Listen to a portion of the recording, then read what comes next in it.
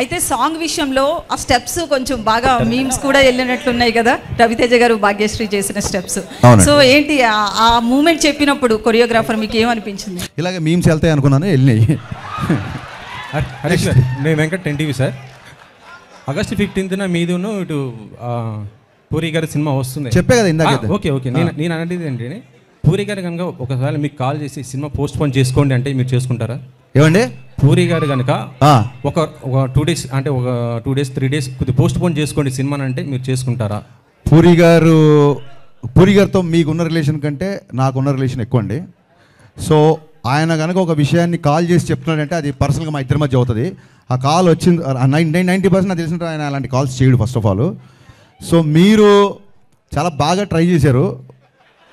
నేనేమనుకున్నా అంటే దీన్ని 2 రౌండ్లు పెడదాం అనుకున్నా. ఒకటేమో క్యాజువల్ రౌండ్, ఇంకోటేమో కాంట్రవర్సీ రౌండ్. సో కాంట్రవర్సీ రౌండ్లోకి వెళ్ళినప్పుడు మనం ఈ క్వశ్చన్కి ఆన్సర్ చేస్తాం. అంతే అంటారా? హరీష్ గారు, విశ్వ గారికి అడుగుతున్నాను సార్. హైపోథెటికల్ క్వశ్చన్స్ ఎందుకంటే జరిగాయి. ఇప్పుడు అది ఆయన చేసిన తర్వాత కనుక మేము ఏమైనా చేయకపోతే అలా అనవచ్చు. ఆయన్ని కాల్ చేస్తాడా అని అంత పెద్ద డైరెక్టర్ని మీరు పోస్ట్ పోన్ చేసుకుని ఆయన అడుగుతాడా? మీరు ఆయన అవమానించినట్టు కదా ఇలా క్వశ్చన్ వేస్తే. నేను ఆయన అవమానించలేదు సార్, అంటే ఇంటర్నల్గా జరుగుతుంటాయి కదా సార్ మన సినిమాల గురించి. అడగొద్దండి, తప్పు. నన్ను అడగండి. మీరు కనుక పూరి గారిని రిక్వెస్ట్ చేస్తారా నన్ను అడగండి. ఆయన కంటే నాకు చాలా చిన్నోని కూడా నన్ను అడగండి. మీరు ఆయన అడగొద్దండి ప్లీజ్. హరీష్ గారు, విశ్వప్రసాద్ గారు, ఒక్క నిమిషం సార్. విశ్వ గారు,